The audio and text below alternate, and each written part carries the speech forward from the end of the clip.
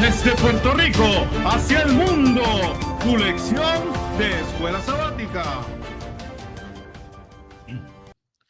Saludos y bienvenidos a tu programa desde Puerto Rico hacia el mundo. Y como siempre, nuestro amigo y hermano Alexander Rodríguez con nosotros. Alexander, ¿cómo estás? Dios te bendiga. Saludos una vez más, estamos aquí en la lección número 7. Como te dije la semana pasada, esto va Babi, como un boloncito por la cuesta abajo, así de polvorín en Calle, que va a las millas corriendo por ahí para abajo. Va a las millas, no para esto. Pero estamos aquí gozosos. Estamos gozosos aquí para estudiar la lección nuevamente, este repaso de la lección. Y como siempre los invito, mira, los jueves, por ahí, por Eyes on the Cross, los jueves a las 8. Mira, por aquí está. Así invito, lo pone ahí arriba, así invito, con el arroba, Eyes on the Cross, ahí en YouTube, y entra a la página de nosotros los jueves a las 8 en vivo. Estamos hablando en un ratito de reflexión, donde damos una reflexión corta sobre la oración y oramos por peticiones, mis peticiones, las peticiones del Valle y de todas las personas que estén allí en vivo o que nos manden un mensaje por a través de, mira, por acá, a través de, se ve, no es el de ahora ahí, a través de Eyes on the Cross en Instagram, por el DM, en privado. A veces no tienen ni que poner lo que quieren que nosotros oremos, solamente pongan el nombre de usted y ya, y petición personal, y con eso es suficiente. Dios sabe lo que usted quiere, Dios sabe lo que usted está pidiendo. Nosotros lo que hacemos es solamente ayudar a ¿cómo es? A añadirnos a su petición para que Dios escuche, Señor, la oración tuya, mía y de todo el mundo. Así que ya sabe, ahí son de Cross los jueves a las 8 de la noche, en vivo, estamos ahí en YouTube. Y suscríbese, dale comentario, dale like, dale share y vea otras cosas que hay por ahí. Que vamos a ver la lupa bíblica. Estamos hablando de algo importante de la lupa bíblica, así que pendiente, que va a salir pronto por ahí, por nuestro canal ahí en Eyes on the Cross. La lupa bíblica sobre algo que tiene que ver del descanso, Cristo y el sábado. Vamos a ver qué es la que hay. Así que búsquelo por ahí, mire, verdaderamente, escríbale, pida esa petición, como él dice, oración. Y si no se ha suscrito, suscríbase al canal de él. Y recordando mis redes sociales también, delvalle.e, tanto en YouTube como en Facebook. Usted pone así, delvalle.e. También nos puede buscar en Instagram, usted pone Del Valle 2022. También nos puede buscar por el canal de Lumbrera TV. También nos puede buscar por el canal de Alex también, Alexander. Y ahora estamos allá también. Y hasta por TikTok también nos puede buscar por ahí. Dele like y suscríbase. Y comparta el amor de Jesús, ¿verdad? Por medio de esta lección. Alexander, vamos a la oración.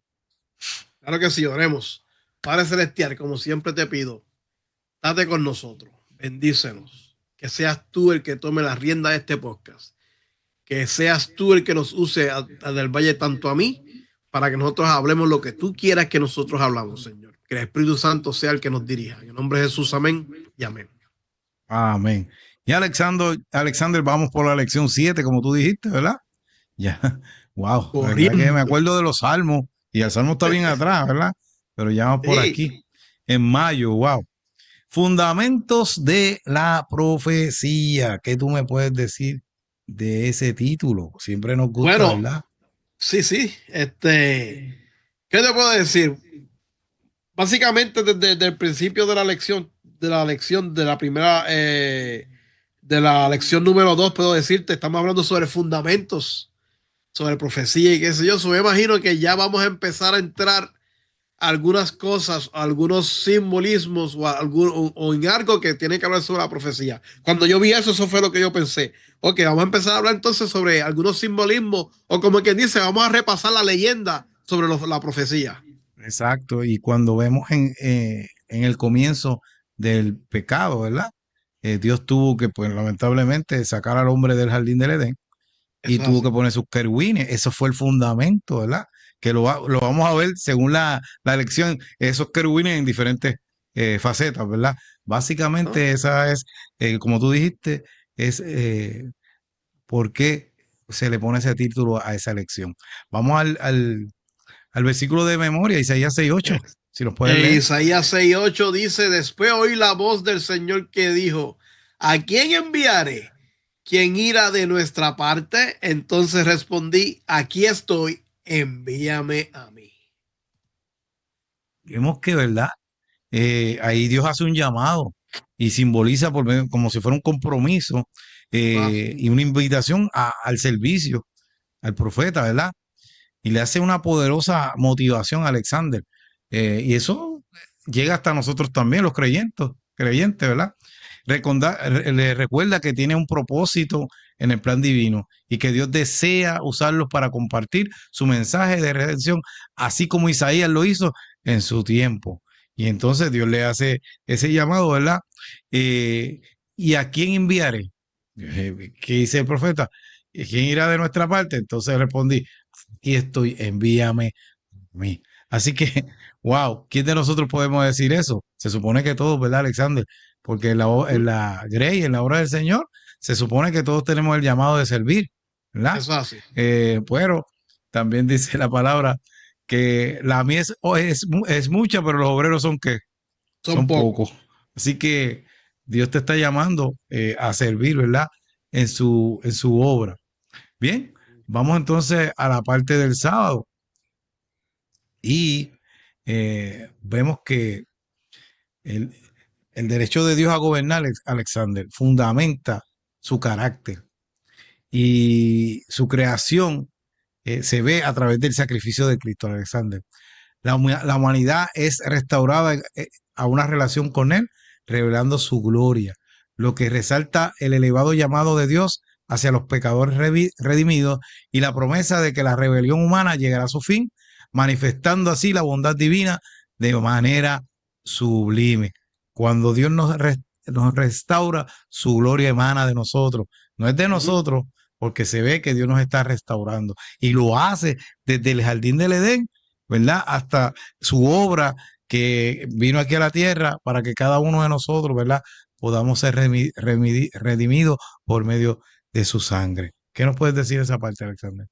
Mira, no, eso mismo estaba pensando yo, es como dice, ahí como uno dice, Jesús te acepta como tú eres. Y sí, tienes razón, Jesús te acepta como tú eres, pero no te deja igual. Básicamente eso es más o menos lo mismo, ¿me entiendes? Dios, el mundo está de una manera que va en picada, ¿sabes? Y Dios dice, déjame entrar a ese mundo que yo no lo voy a dejar igual y lo voy a restaurar. Y básicamente esa es la promesa que nos hace en toda la Biblia. Déjame entrar que yo te voy a restaurar, ¿me entiendes? Amén. Bien, vamos a la parte del domingo. Se titula Aquí estoy, envíame a mí. Y hay ¿verdad? Una historia que me gustó. Me identifico con eso también. Cuando verdaderamente yo entregué mi vida al Señor. Porque ellos, es una iglesia que quiere renovar, ¿verdad? Un lugar y encuentran un sótano en la iglesia y lo quieren poner bonito, ¿verdad? Pero Sí, ¿qué sí. pasa? Cuando van y empiezan para trabajar en él, pues tienen que ponerle luces para alumbrarlo, ¿verdad? Pero se dan cuenta que se veía bien con la luz apagada, pero cuando se prendió, ¿qué pasó?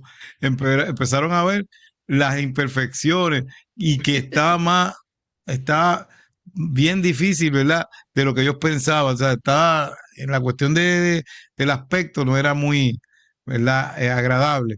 Y entonces, eso se compara, ¿verdad? Porque vieron todas las imperfecciones, ¿verdad? Que se podían ver, pero antes no la podían ver porque, ¿qué pasaba? No había luz. Ahora, ¿qué nos enseña eso?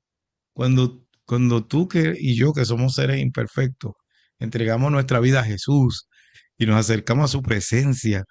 Mira, Alexander, yo me siento el hombre más pecador del mundo. Cada vez que te acercas más pecador te sientes, porque estás ante la presencia de Dios, ¿verdad? Y en la parte del domingo, resalta que Isaías, para ser enviado por Dios como un mensajero, pues experimentó la purificación y el reconocimiento de su necesidad de redención. Así que él experimentó eso mismo, que él estaba ante la presencia de Dios, ¿verdad? Y dice en Isaías 6:6, en ese momento uno de aquellos seres como fuego voló hacia mí, con una tenaza sostenía en brasa que había tomado sobre el altar. ¡Wow! O sea, el ángel cogió una tenaza y ahí había un carbón encendido, ¿verdad? Imagínate que fuese iluminado por una luz tan intensa y especial que todos tus pensamientos, Alexander, y emociones quedasen al descubierto. Eso es lo que experimentó Isaías al ver el trono de Dios. Su reacción: ay de mí, voy a morir. Eso está en Isaías 6:5. ¿Por qué? Porque estaba ante la presencia de Dios. Y de Dios tú no te puedes esconder. Y hasta los pensamientos Dios los conoce. Y si tú no tienes pensamientos buenos, wow. ¿Y cómo se sentía él?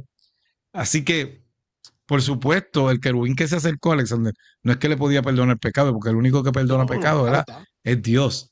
Simplemente transmitió un mensaje, pues esa era la función de ese querubín. Y a partir de entonces, también fue la función de Isaías, porque él llevaba luz, ¿verdad? A los demás. Porque cuando ¿Ah? la gente está en tiniebla no ve nada, pero una vez que se le ilumina el camino, entonces pueden ver las cosas. Es interesante que Jesús le dijo a Juan el Bautista que era otro mensajero, ¿verdad? Y él era como una antorcha que al día y alumbraba y preparaba el camino para que cuando Jesús viniera, pues pudieran ver la obra, ¿verdad? De Jesús cuando estuvo en la tierra. Así que importante, ante la presencia de Dios, todos temblamos, Alexander. Ah, sí. Afuera de cámara estábamos hablando de una situación, pero que yo digo, Alexander, yo en mi iglesia predico bien y normal, pero siempre tengo, ¿verdad? Ese miedito, como ese nerviosismo, siempre nos da, pero es porque estamos ante la presencia de quién, de Jesucristo. ¿Algún comentario en esa parte del domingo? No, no, eso que yo voy a decir lo mismo. Cuando uno, a veces, porque es que nosotros somos así, a veces nosotros, estamos bien, no, yo estoy bien, yo no hago nada a nadie, ni nada por el estilo, yo soy una persona buena persona, qué sé yo, pero cuando te pones a leer la palabra del Señor y empiezas a ver las cosas como son de verdad, tú te das cuenta cómo Jesús era, la manera en que él actuaba y cosas así, lo que él pensaba, cómo él amaba al prójimo, la manera, te das cuenta que dice, wow, espérate, yo no voy a llegar ni a los tobillos a este hombre.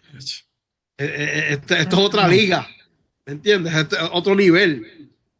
Y así es cuando nosotros nos encontramos a esa figura perfecta que se llama Jesucristo y queremos y nos presentamos hacia Él, nos vemos que nosotros, por más que nosotros tratemos de nosotros mismos buscar que estemos limpios, no lo estamos.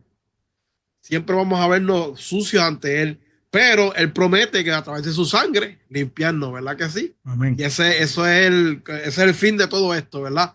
Que Dios venga a nosotros y nos limpie. Vamos entonces a la parte del lunes. Los dos querubines, ¿verdad? La parte del lunes que se llama los dos querubines, ¿verdad? Y nos habla aquí sobre que al principio, cuando los primeros padres fueron expulsados del Edén, Dios dio una esperanza. ¿Y cuál era la esperanza? La esperanza era el Mesías. ¿Y qué pasó? Sacó afuera a Adán y Eva. ¿Y qué hizo él? En Génesis 3:24 dice que echó fuera al hombre y puso al oriente del huerto de Edén querubines y una espada encendida que resolvía por todos lados para guardar el árbol de la vida. ¿Y qué hacían esos querubines ahí? Bueno, ahí lo dice bien claro, que ellos que guardan el camino del árbol de la vida. O sea, nadie podía entrar ni salir del árbol del Edén, ¿verdad que sí? Porque si no, el pecado estuviera por los siglos y los siglos, y eso es lo que Dios no quería, ¿sabes? Pero, sin embargo, esa presencia de los querubines ahí representaba una esperanza.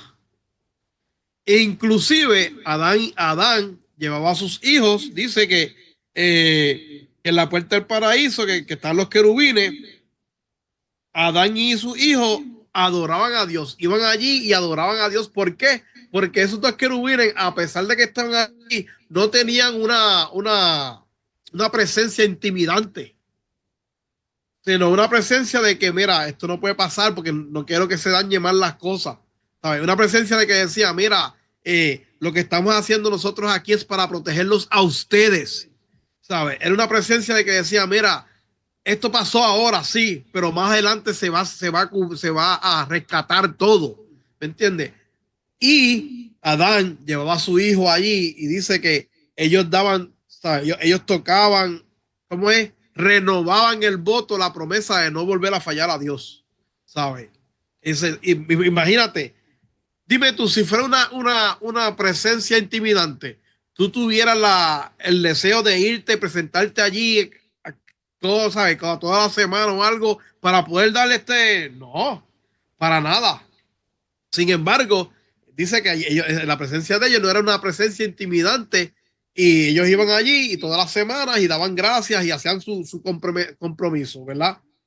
¿Qué pasa? Cuando leemos ahí, en esa parte hay una palabra que es bien específica, que dice puso, dice ahí mismo, y puso en el oriente del huerto del Edén querubines. Esa palabra puso en hebreo, los que sepan más que yo me corrigen en los comentarios, significa chacán. Se usa para ¿cómo indicar que Dios habita en el santuario? O sea, se usa esa palabra chacán, significa que Dios habita en el santuario, que se deriva de ahí se saca la palabra chequina, que mucho ya habla, mucho que esa palabra yo lo he escuchado en todos lados. Oh, la chequina, esto y lo otro. Pues esa palabra chequina se deriva de chacán, que designa la gloria de Dios que se manifiesta en el arca, ¿saben? La parte del arca, la parte de arriba, que habían también, habían en la parte de arriba del arca, que habían unos querubines también. Y ahí estaba la chequina del Señor. Todo el mundo eso lo sabe. Que significa que la gloria del Señor se manifestaba. Ahí era el trono, representaba el trono de Dios. La chequina representaba el trono de Dios.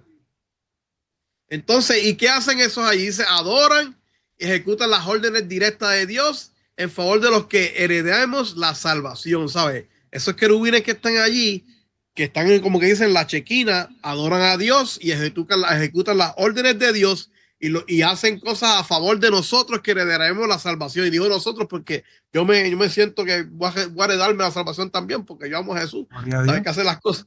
¿Sabes que hacer las cosas así? ¿Eso qué pasa? ¿Qué quiere decir? Esos dos querubines en Génesis, estamos hablando de Génesis, que empezaron en Génesis, fue la primera vez que salieron los querubines en la Biblia, para mí que fue en Génesis la primera vez.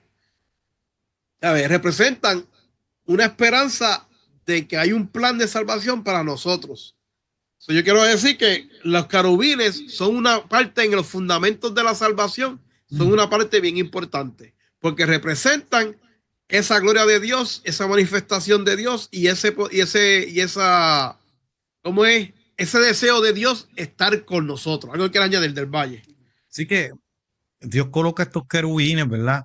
Y como tú dices, no es para que se pueda cumplir el plan de redención, Alexander, porque si el hombre entraba y comía del árbol de la vida, iba a ser pecador para siempre. Así que Dios no podía permitir eso. De hecho, decía que había una espada que recorría todo el Edén. Y acuérdate, ya el pecado había entrado al mundo y pues, en sus cabezas podía tener la intención de entrar. ¿Me entiendes? ¿Y qué pasa? Dios no iba a dejar eso. Dios no iba a permitir eso, ¿me entiendes? Así que cabe decir que ellos estaban para que hubiera una esperanza de redención y que el hombre pudiera salvarse. Porque, como te dije, Dios no podía permitir que el hombre volviera a entrar al jardín del Edén. Ah, sí. Bien, vamos entonces a la parte del martes, como carbones encendidos. Los querubines, ya sea como seres vivientes en Ezequiel 10:8 o como símbolos hechos de oro en Éxodo 25:18, aparecen a lo largo de todo el Antiguo Testamento. A menudo se les representa junto al trono de Dios, de donde la gloria de Él se irradia al universo. Los querubines también están bordados en las cortinas que están delante del lugar santísimo. Ahí aparecen también, Alexander. Éxodo 26:1, lo puede buscar ahí. En el libro de Salmos, el poder supremo de Dios sobre la creación es representado poéticamente mediante la imagen de querubines que transportan a Dios en el aire. Salmo 18:10.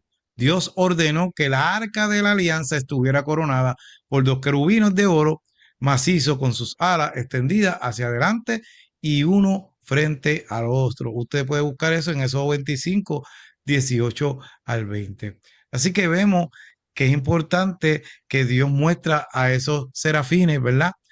Como método de protección, de esperanza y como si fuera, ¿verdad?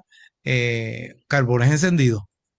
Ujú. Y también en esta parte nos habla de Juan el Bautista, que también pues se relaciona, se simboliza como si él también fuera una luz, ¿verdad? Como un serafín ardiente también a la humanidad, porque trae la gracia hacia Cristo, quien trae la gracia y la salvación. O sea, él atrae a la gente para que vaya hacia la gracia que es Cristo, ¿verdad? Y que es la salvación.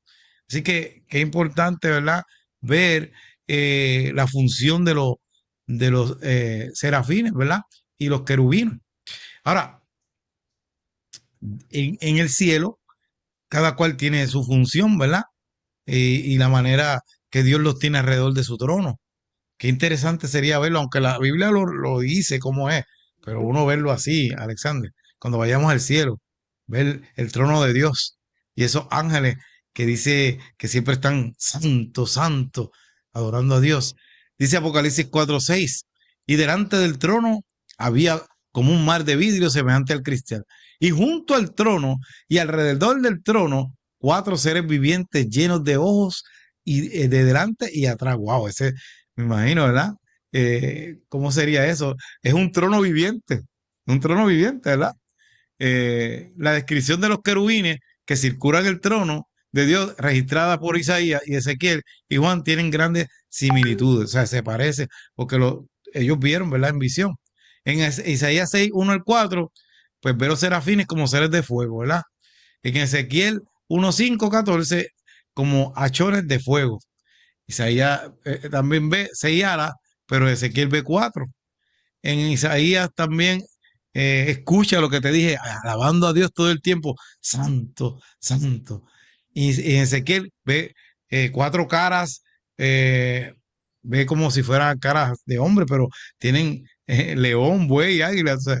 Así que eh, llenan de humo ¿cómo se llama? El templo o el santuario Templo. Ah, celestial y ellos resplandecen. Así que vemos la función de esos querubines en el cielo y cómo Dios se rodea de ellos. Y estaría interesante, ¿verdad? Cuando vayamos allá al cielo, nosotros ver esa gloria y todo eso, pero hermano, tenemos que estar primero aquí en la tierra preparando y dejando que Dios obre en nuestro corazón y dejar todas esas cosas, ¿verdad? Y servirle a Dios. Y ser carbones encendidos, ser antorchas encendidas también, como dice Juan el Bautista, para señalarle el camino a otros que no lo conocen. Alexander, ¿algún comentario de esa parte? mira, el comentario que puedo decirte es que yo tengo una imaginación más o menos porque aquí no se ve ya porque tenemos el croma, pero la parte de acá atrás, antes, si pueden buscar las lecciones anteriores, siempre Ah, van sí, a ver sí. aquí como un león. Pues básicamente lo que tengo ya acá en el estudio, la parte de atrás aquí en el estudio, es eso mismo de Apocalipsis 4:7. Tengo Ok. al león, tengo al águila, tengo al hombre allá y tengo al que es como un becerro o algo ahí. Y en el medio tengo la ventana, que a veces se ve así cuando paso la mano. En el medio tengo la ventana, que es donde entra el sol por la mañana y se ve así la gloria así bien brutal. Y pues yo lo tengo ahí, cuando estaba Ah, ok. leyendo, yo, mira, si lo tengo ahí en el mural atrás. Pero te voy a decir algo, no se asemeja No, a lo que jamás, vamos a ver. jamás, ¿sabes? Tú La hija tienes mía una me lo idea hizo, y te estás ¿sabes? La gozando hija mía ahí, me lo ¿verdad? hizo. Sí, la hija mía Pero, me lo hizo. Yo dije, yo quiero que tú me hagas porque así, y ella pues lo hizo con su imaginación, ¿me entiendes? claro, Más o claro. menos, ¿sabes? Pero que nunca se va a ver a lo que es real, nunca se va ¿sabes? No, no, pero claro, te felicito que tienes algo ahí, ¿verdad? Sí, sí. No, para la parte del miércoles que dice Dios entre su pueblo. Mira, yo siempre he dicho, yo no sé si cuántas veces le he dicho ya del Valle, pero yo siempre he dicho que Dios siempre quiere estar con su pueblo. ¿Sabes? Eso es algo que yo creo que yo veo constante en la Biblia. O sea, es más, yo creo que esa ha sido la pelea más fuerte entre Dios y el ser humano, que quiere estar con nosotros y nosotros somos bien ser cabeza cerrada y no queremos que esté con nosotros, ¿sabes? Cuando nos da todo. Y nos habla aquí sobre cuando el pueblo de Israel salió de Egipto, que estaba en el desierto, ¿cómo sabían que Dios estaba con ellos? Por el día y una nube así bien grande que le daba sombra a todo el pueblo de Israel. Y por la noche, una columna que eso sí tiene que ser eso sí tiene que ser impresionante. La columna de fuego así bien gigante dándole calor al pueblo de Israel por las noches en el desierto, que en el desierto, bueno, yo estaba en Nuevo México y para nosotros se pone yo en frío, yo no imagino que un desierto, sitio más desértico que Nuevo México, tiene que ser más frío todavía de noche, pero así, o sea, calor por las noches y por el día tenían una nube así bien grande y presentaban ahí que estaba la presencia de Dios. Luego que se hizo el tabernáculo, alrededor del tabernáculo, que aquí está en la Biblia, nos presenta cada uno ahí en números, nos presentan que siempre habían unas posturas de las tribus. No sé si, bueno, yo lo tengo en la Biblia mía, yo lo tengo ya cuadrado así, con todo ahí, pues así. Pero había unas posturas que me está bien interesante, como tú dices. En la postura estaba el templo en el medio y habían 4 tribus principales. Estaba en el norte, vamos a empezar por la parte del norte, la nación empieza por el este, pero en el norte estaba Dan. Habían otras tribus con Dan, que estaba Aser y Neftalí. En la parte del oeste estaba Efraín, que estaba Manasés y Benjamín. En la parte del sur estaba Rubén, que estaba Simeón y Gad. En la parte este estaba Judá, la tribu de Judá, que estaba Isaacar y Zabulón. Ok. ¿Qué pasa con eso? Cada una de esas dice que tenían la bandera. Si no me equivoco, dice, y la bandera, déjame buscarla aquí bien en 2 Juan 3.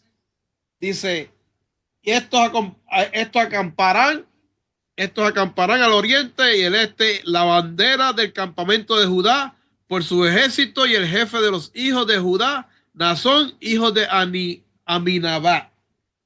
So, cada campamento principal tenía una bandera. Y aquí es que está lo grande que es Dios. So, cada bandera, si tú tienes una bandera, la bandera va a estar sola desde el valle, va a tener un símbolo o algo. Un símbolo. Siempre tiene un símbolo. La bandera de Puerto Rico tiene una estrella con el triángulo, la de México tiene una cosa. Todas las banderas tienen un símbolo. Sea como sea, tienen un dibujo, un símbolo o algo. So, la bandera del norte, la de Dan, tenía un águila.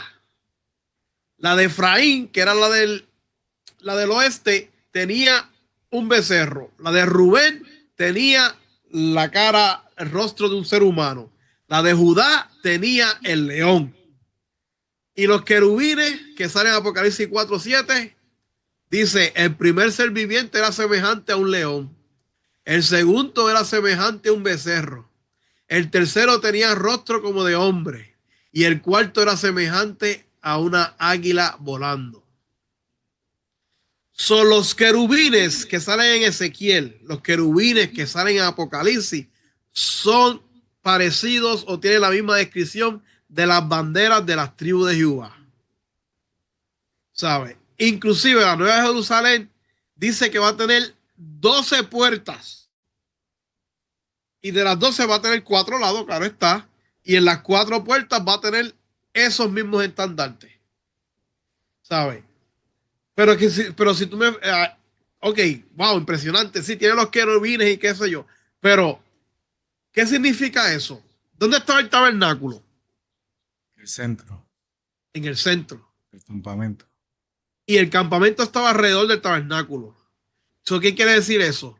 Dios siempre se quiere rodear de su pueblo. Así como está rodeado de los querubines.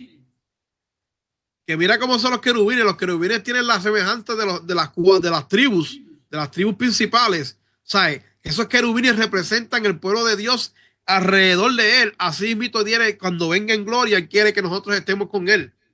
¿Y cómo va a ser eso posible? Cuando Jesús venga por segunda vez. Cuando Jesús venga por segunda vez, Dios va a querer que nosotros habitemos con él alrededor de él. Y gracias a la sangre del Cordero de Cristo, a la sangre del Cordero que es Cristo, gracias a esa sangre nosotros vamos a poder estar rodeados, o sea, vamos a poder estar rodeando a Dios y habitar con él. ¿Sabes? Pero, ¿qué pasa? Eso es, te toca a ti escogerlo, me toca a mí escogerlo. Y yo quiero estar alrededor de Dios porque Él me da todo hasta ahora. Y es algo bien importante. Dios siempre ha querido estar en medio de en medio de nosotros. Quiere estar con nosotros. Y ese siempre va a ser la lucha de él. Y cuando terminemos esta lección por ahí, vamos a ver cómo Dios siempre ha hecho las cosas para que nosotros estemos junto a él, ¿sabes? Pero nosotros tenemos que tomar esa decisión. Esa decisión es ahora, porque tú no sabes si mañana vas a existir. Algo que añadir del Valle. Sí, como tú dijiste, ¿verdad? Dios montó caseta en el campamento. Estuvo con nosotros allí, en el pueblo de Israel. Yo me menciono como si yo estuviera allí también. Y él estaba, por ejemplo, de noche, encima del tabernáculo, estaba ¿qué? Esa columna de fuego. Y de día estaba esa nube. Y habían 3 millones o más de israelitas, ¿verdad? Así que veían o no veían la presencia de Dios. Inclusive en el lugar santísimo, en el arca, estaba la chequina, aunque la chequina no es mencionada en la Biblia, pero es algo que ellos decían que podían ver de lejos, ¿verdad?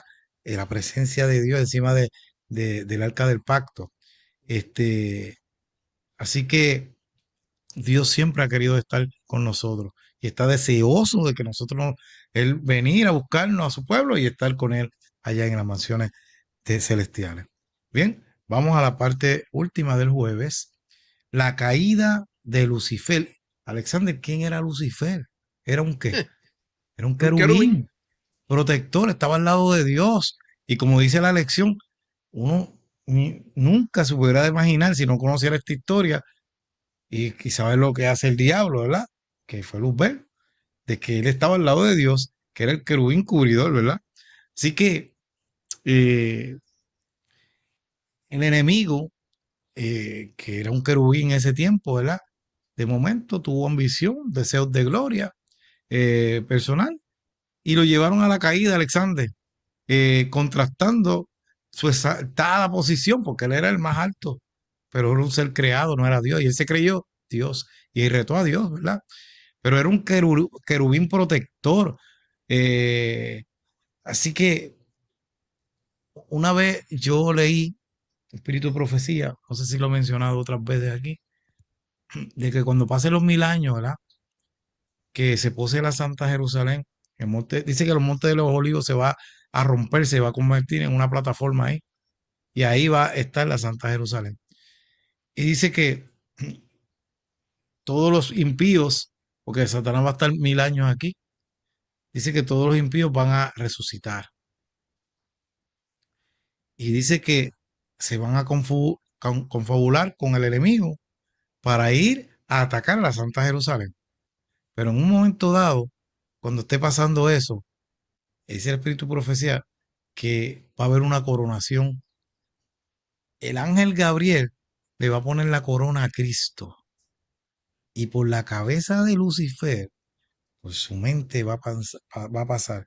Si yo no hubiera caído, yo hubiera sido el ángel que estuviera coronando a Cristo. Como quiera, ya él tiene la decisión de atacar, y cuando ataca, baja fuego del cielo y los destruye a todos. Ahí es el lago de fuego.